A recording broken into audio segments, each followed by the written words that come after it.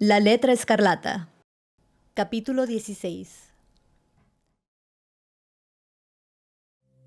Un paseo por el bosque. Hester Prynne se mantuvo firme en su propósito de revelar al Dr. Dimmesdale, sea cual fuera el riesgo de dolor inmediato o de consecuencias posteriores, la verdadera identidad del hombre que se había introducido en su intimidad. Durante varios días, sin embargo, buscó en vano una oportunidad para hablar con él durante las cavilosas caminatas que ella sabía tenía el costumbre de hacer por las orillas de la península o por los bosques cercanos.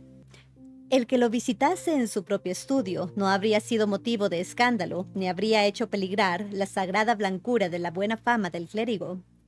Ahí muchos penitentes confesaron pecados quizás tan graves como el que indicaba la letra escarlata.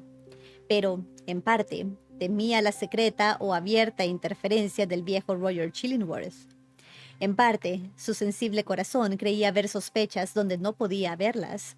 Y, en parte, tanto ella como el clérigo necesitarían de todo el espacio del mundo para respirar a sus anchas mientras hablaran juntos. Por todos estos motivos, Hester nunca pensó en encontrarse con él más que al aire libre, bajo el cielo abierto. Finalmente, cuando asistía a casa de un enfermo donde había sido llamado el reverendo Dimmesdale para rezar por su salud, se enteró que había ido, el día anterior, a visitar al apóstol Elliot, que vivía entre sus indios conversos. Probablemente volvería a la tarde del día siguiente. Temprano pues, al día siguiente, Hester se llevó consigo a la pequeña Pearl, que era la compañera forzosa de todas las salidas de su madre, por más inconveniente que fuera su presencia, y salió. El camino por donde las dos caminantes cruzaron desde la península hacia las tierras interiores no era más que un sendero.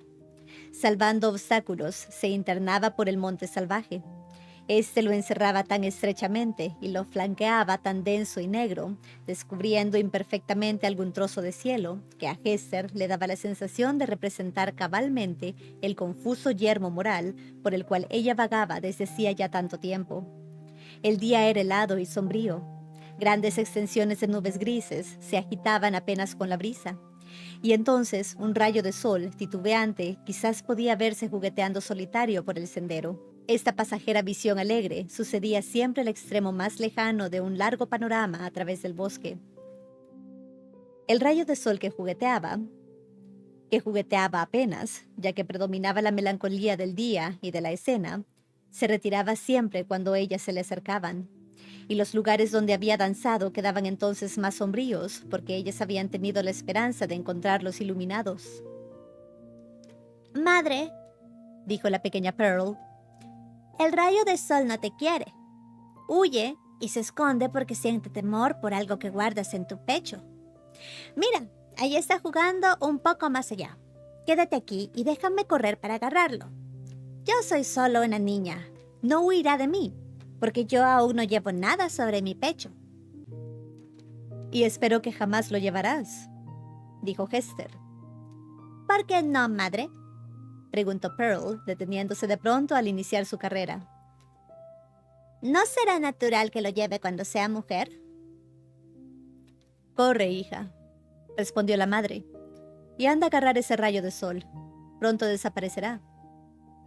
Pearl partió a gran velocidad y Hester sonrió al darse cuenta de que su hija, realmente, lograba atrapar el rayo de sol y, riendo, quedaba de pie en medio de él. Iluminada por su esplendor, deslumbradora con la luz que refractaban sus rápidos movimientos. La luz se quedó rezagada junto a la niña solitaria, como si estuviera contenta de haber encontrado a alguien con quien jugar, hasta que su madre casi llegó tan cerca como para ingresar, también, dentro del círculo mágico. «Ahora desaparecerá», exclamó Pearl, sacudiendo la cabeza. «Mira», respondió Hester, sonriente. «Ahora puedo adelantar la mano y coger un poco de luz».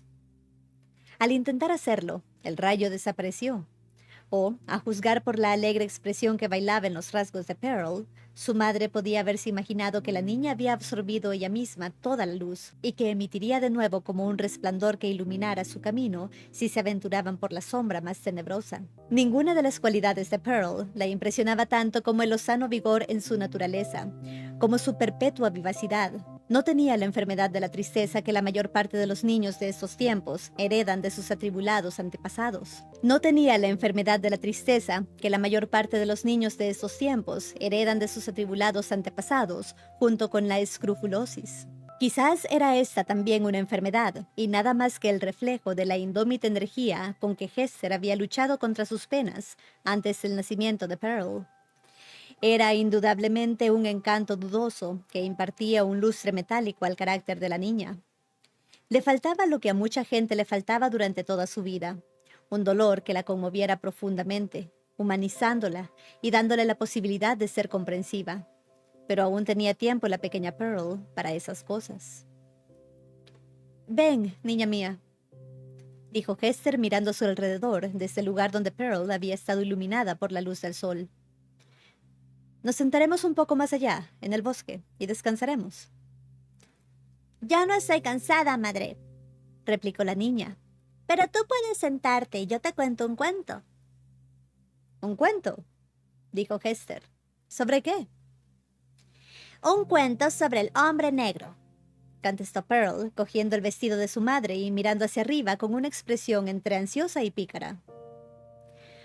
«Cómo deambula por el bosque llevando un libro grande y pesado con cerraduras de hierro, y cómo este horrible hombre negro ofrece su libro y una pluma a todos los que encuentra aquí, entre los árboles, para escribir sus nombres en él con su propia sangre, y entonces él los marca con su sello en el pecho. ¿Te has encontrado alguna vez con el hombre negro, madre?» «¿Quién te contó esa historia, Pearl?», preguntó su madre, reconociendo en ella una superstición muy común en aquellos tiempos. «La señora vieja que estaba sentada en el rincón junto a la chimenea en la casa donde velaste anoche», dijo la niña. «Pero ella creía que yo estaba dormida cuando hablaba. Dijo que miles de personas se habían encontrado aquí con él y se habían inscrito en su libro y él las había marcado. Y que esa señora malhumorada, la señora Higgins, era una de ellas.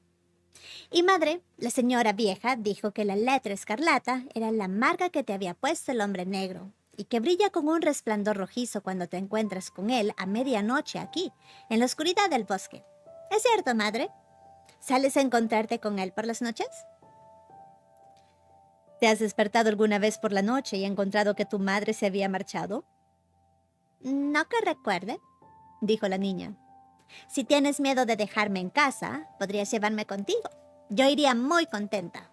Pero madre, dímelo de una vez. ¿Existe verdaderamente ese hombre negro? ¿Y te lo has encontrado alguna vez? ¿Y este es su sello?» «¿Me dejarás finalmente en paz si te lo digo?», preguntó su madre. «Sí, si me lo dices todo», contestó Pearl. «Una vez en mi vida me encontré con el hombre negro», dijo su madre. «Esta letra escarlata es su sello». Y así, conversando, se internaron suficientemente por el bosque como para asegurarse de que ningún transeúnte que casualmente pasara por el sendero del bosque las pudiese ver. Ahí se sentaron sobre un montón de musgo que en el siglo anterior había sido un pino gigantesco, cuyo tronco y raíces se ocultaban en el lugar más sombrío, y su copa se alzaba por encima de los demás árboles. Se instalaron en una quebrada, sobre un montículo cubierto de hojas caídas y aplastadas.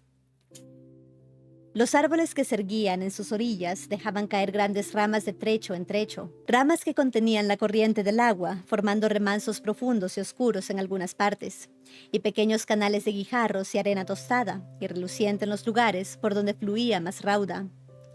Dejando que la vista siguiera el curso del arroyuelo, se divisaban claros de luz reflejados en el agua, adentrándose un poco por el bosque. Pero muy pronto se perdía todo rastro en medio del laberinto de troncos y malezas y grandes rocas cubiertas de líquenes grises.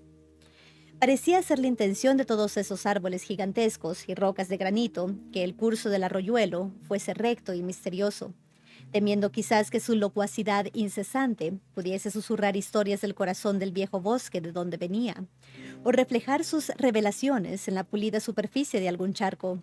Y, de veras, incesantemente, mientras fluía por su cauce, el arroyuelo no cesaba su parloteo, quieto, bondadoso, tranquilizador, pero lleno de melancolía, como la voz de un niño que pasa su infancia sin juegos y no sabe estar alegre entre tristes parientes y sombríos sucesos. ¡Oh, pequeño arroyo! ¡Oh, tonto y cansado arroyuelo! Gritó Pearl luego de escuchar un rato su charla. ¿Por qué estás tan triste? Anímate, no te pases el tiempo suspirando y murmurando. Mas la corta vida del arroyuelo había transcurrido entre los árboles del bosque, y sus experiencias eran tan graves y solemnes que no podía parar de hablar de ellas, y parecía no tener nada más que decir. Pearl se parecía al arroyuelo, puesto que la corriente de su vida emanaba de una fuente tan misteriosa y había transcurrido en medio de escenas igualmente sombreadas por profundas tristezas.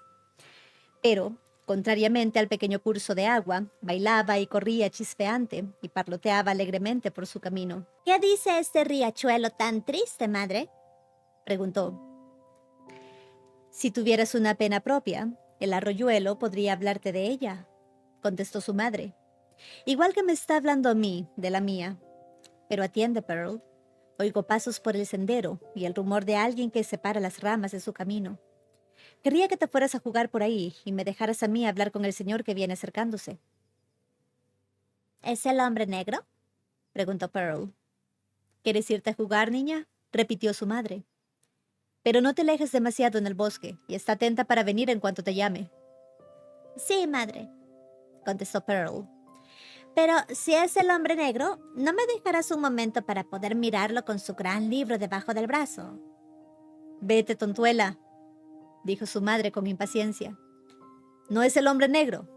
Mira, ahí entre los árboles. Es el ministro. Sí, es él, dijo la niña. Y tiene la mano puesta sobre el corazón. ¿Será porque cuando el pastor puso su nombre en el libro, el hombre negro le dejó una marca ahí? Pero, ¿por qué no lleva su marca afuera, sobre el pecho, como lo haces tú, madre? Vete ya, niña. Otro día me harás todas las bromas que quieras, exclamó Hester Prynne. Pero no te alejes de donde oigas el murmullo del arroyo. La niña se alejó cantando, siguiendo el curso del arroyuelo y tratando de entremezclar una melodía más liviana con aquella melancólica voz. Pero el pequeño arroyo no se dejaba consolar y siguió contando el inteligible secreto de algo muy triste y misterioso que había sucedido, o lamentándose proféticamente por algo que iba a suceder dentro del lúgubre bosque. De modo que Pearl, cuya pequeña vida ya era bastante sombría, decidió romper toda relación con el quejumbroso arroyuelo. Se dedicó entonces a coger violetas y anémonas silvestres y columbinas escarlatas que encontró en los resquicios de una roca muy alta. Cuando su niña duende se alejó, Hester Prynne dio 1 o 2 pasos en dirección al sendero que cruzaba el bosque, permaneciendo siempre dentro de la profunda sombra de los árboles. Vio al pastor avanzando por el camino, completamente solo, y apoyándose en una vara que arrancó del borde del camino. Estaba pálido y demacrado, y con un aspecto de postración nerviosa que nunca demostraba en sus caminatas por el pueblo, ni en ningún otro momento en que lo pudieran ver.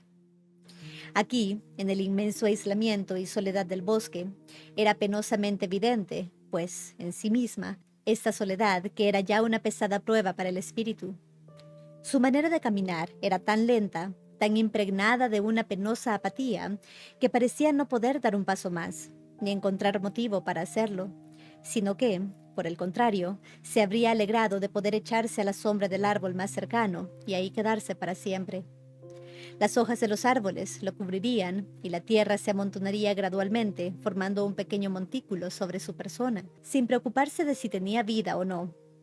La muerte era algo demasiado definitivo para ser deseada e incluso evitada. Ante los ojos de Hester, el reverendo Arthur Dimmesdale no presentaba síntomas de sufrimientos positivos y agudos, excepto que, como había observado la pequeña Pearl, tenía una mano colocada sobre el corazón.